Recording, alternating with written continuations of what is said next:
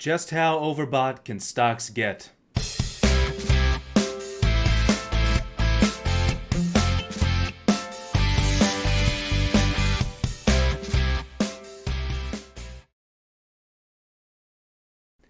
So it has been an absolutely wild ride in the stock market since the March bottom, and we haven't seen anything like this until probably 2009 when we had a March bottom back then. And the similarities between 2009 are numerous, and the performance is, somewhat similar from that bottom. But this time is definitely different with the amount of federal stimulus, the treasury buybacks, the mortgage-backed security buybacks. It's just eclipsed everything that we've seen since QE 1, 2, and 3 combined. And this QE 4, QE infinity, has caused the stock market, especially growth stocks and tech stocks, to just explode to levels that we never thought possible. And I'm going to go into why it could be time for a pullback this time of year in September and October going into an election year. So one of the tools that we use in the Daily Edge group is something called seasonality. And if you're not familiar with seasonality, it's extremely simple. It's just the average performance of a given symbol or sector or something like an index like the S&P 500 over the course of a certain amount of years of a look back. So a 10-year seasonal profile would be the average performance during the year from the very beginning of the year, January 1st, of the stock market throughout the course of the year. And it's usually done in percentages. And what this little chart is showing is that there are a couple of very strong months of the year on average. November and December are very strong, and January, the January effect, before you get a seasonal sell-off in February, something like 2018 February or even 2020 February. September and October tend to be not so great months for the stock market, October being the worst for multiple years in the past. And on the top of this, I've got seasonality from 1871 to October 2010, all the way up to just 30-year seasonality from 1980 to 2010. So not the most recent years. It's just showing you a ballpark right now of the statistical performance of the market during certain times of year, and in this case, the S&P 500 index. This is where the S&P 500 index is currently at. And we have had an outrageous performance from the March bottom. And we are up against this little trend line up here that connects back to the January 2018 high. This is just a starting point that I'm going to propose that it may be time for a pullback or a correction.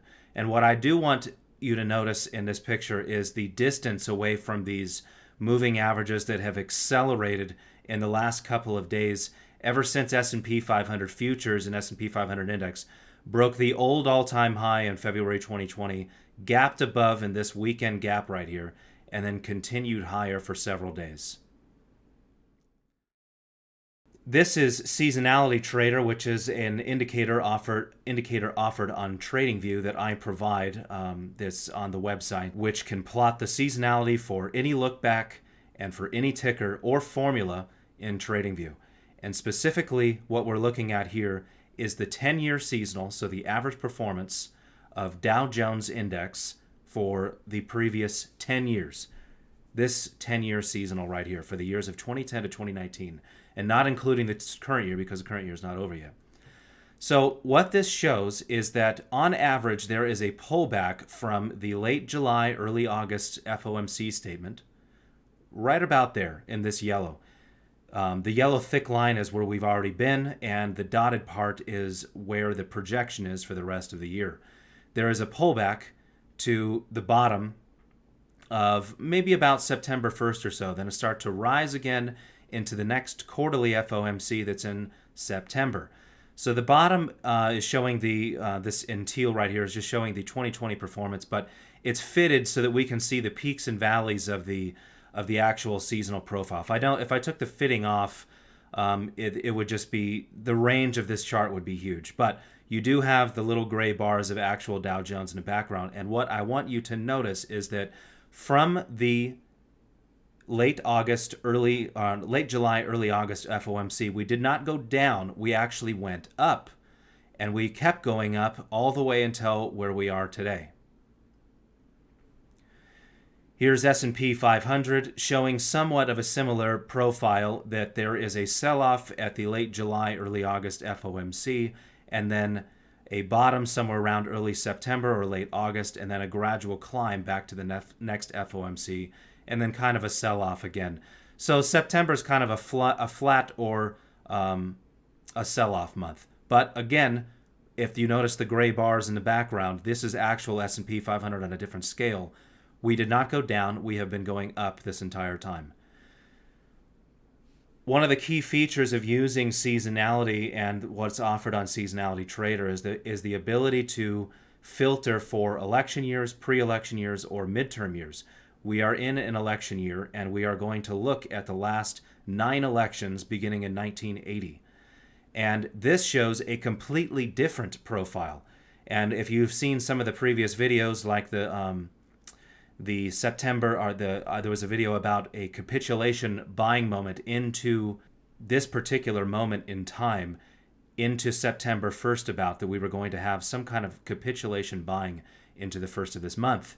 And that looks to be exactly what we have seen. And everyone in the Daily Edge group, we were all made keenly aware of this, and the bias was always up into this particular moment in time that we're about to cross over to starting tomorrow, September 2nd, on a Tuesday, or on Wednesday, I'm sorry.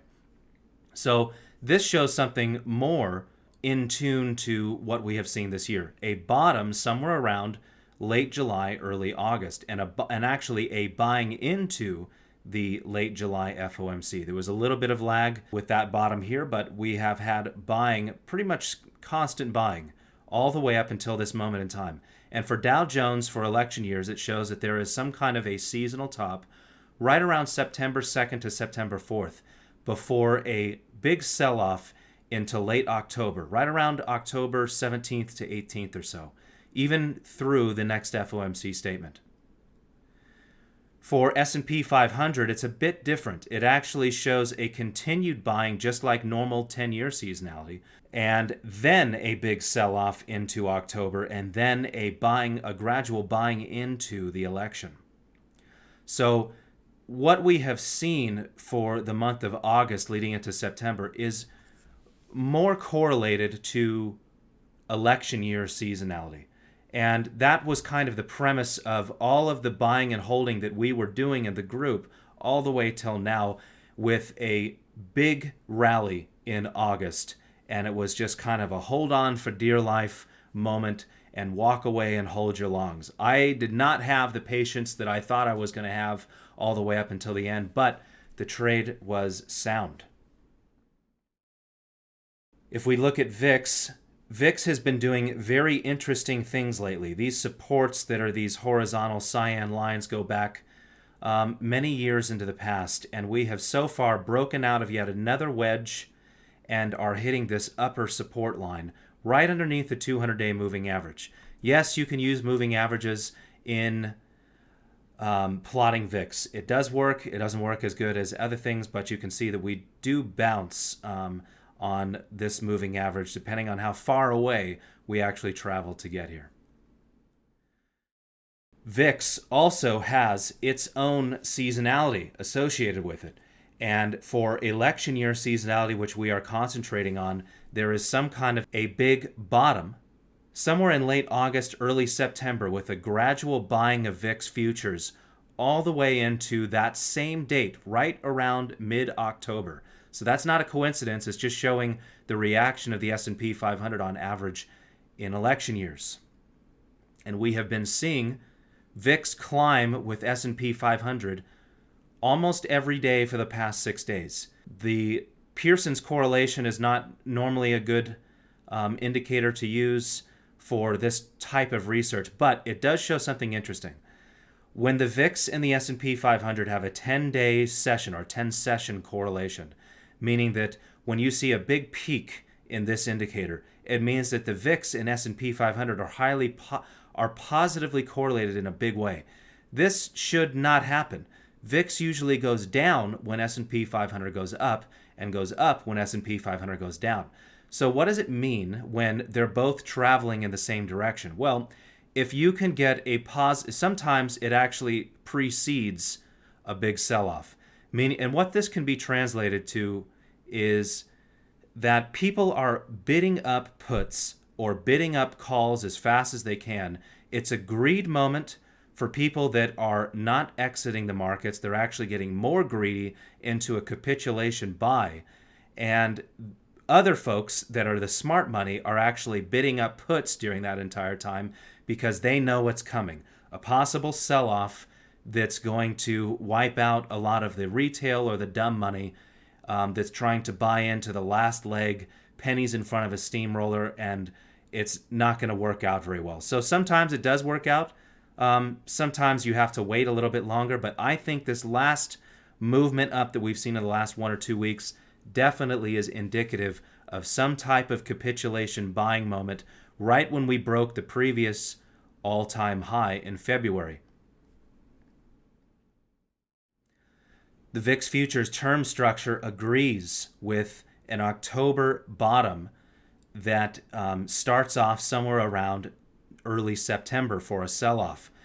In order to make sense of this VIX Futures profile that has a monotonic curve on the other side of October, this expiration is on October 20th, the only way this makes sense is if VIX spot price, which is currently at 25 at the time of this video, would climb and jump above the top VIX Futures maturity in this profile, so above 33. So it's probably somewhere around 35. And what that would mean is that if VIX jumped up to that high, that or higher, that the entire VIX Futures profile would be put into backwardation, meaning that all of the VIX Futures are beneath the VIX spot. And so in that case, there is a tailwind for indicators like VXX or UVXY. They are required mathematically to climb over time to meet the VIX spot price at expiry.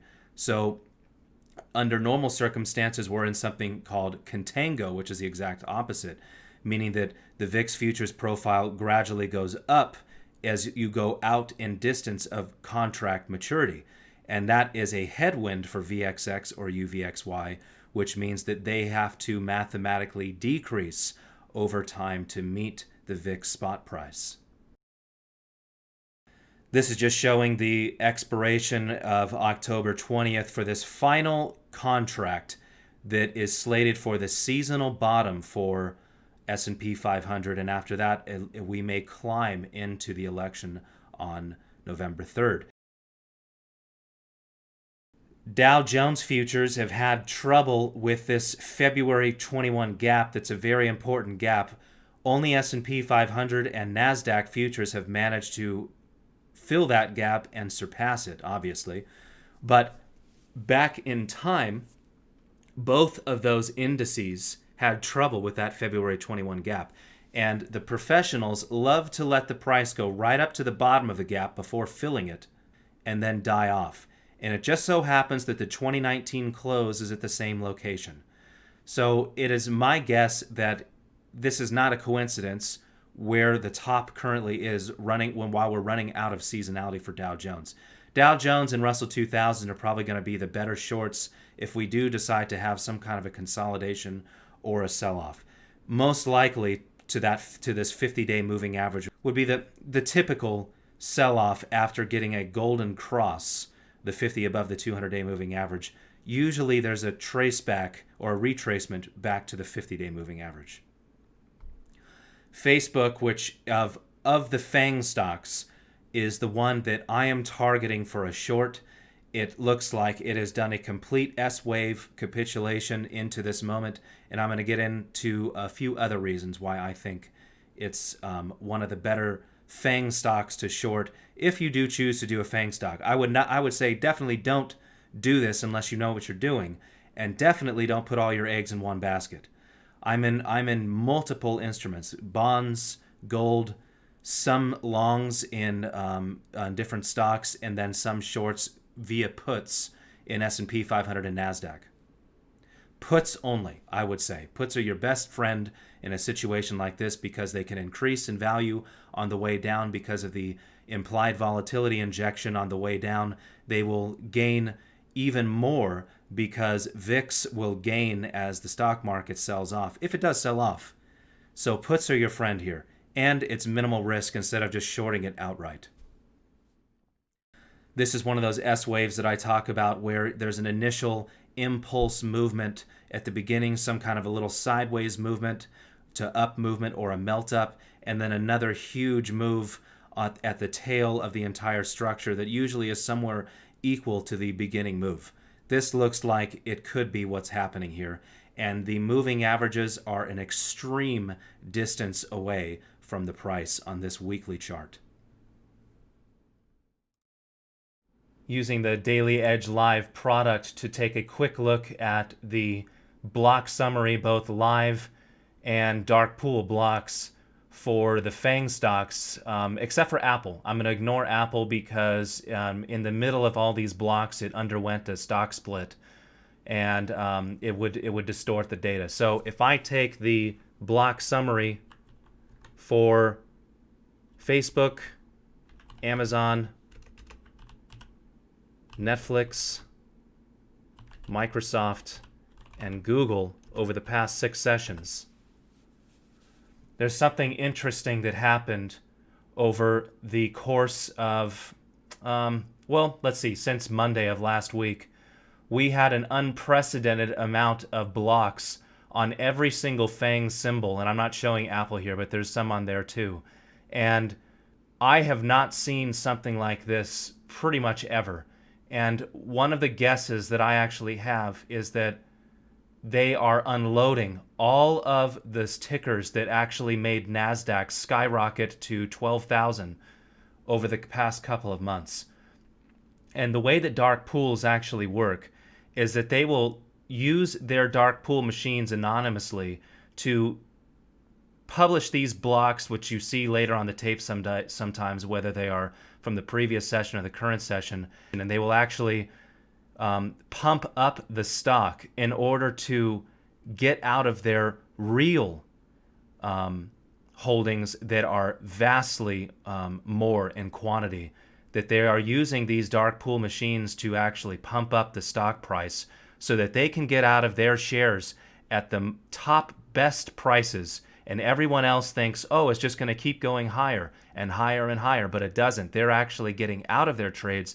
But you have to think about these entities, usually like JP Morgan or Goldman Sachs or Citibank, that they're using the dark pool machines to hide what they're actually doing. And they have billions and billions of dollars at their disposal, and they could be locked up in many, many shares of all of these tickers, and they can't just dump them on the market. The market would implode. It would just drop 5-10%. They need to get rid of them in a secretive and elusive manner, and this is what they do. They pump up the markets using the dark pool machine so that they can exit their massive holdings. It works the same way at the bottom. One of the common themes that you saw was that there would be a momentary rotation of stock symbols, usually in the form of one of the indexes, to be honest. You could watch one day the NASDAQ be up 1% and Dow Jones be down 1% or something, and then the next day the complete opposite. So what are they doing? They're using the dark pool machines to actually exit their positions at the best prices in maybe tech shares, and then allowing the market to sink maybe 1% to 2% or maybe not that much, and then buy back in a rotation all of the beaten up stocks that were beaten up over the last couple of days or the last couple of weeks. And that's how they can continuously rotate into the stocks of their choice while not having to have a huge amount of slippage for the billions of dollars that they're pushing around. This is how they have to do it. It's how I would do it, but I don't have access to a dark pool machine, and I don't have access to billions of dollars, unfortunately. But if you're going to continuously rotate in and out of different sectors or different indices or different stocks, this is kind of how you have to do it, all the way up and all the way down. And it's just been such a common theme this year since the March bottom. Thanks for sticking with me in this video.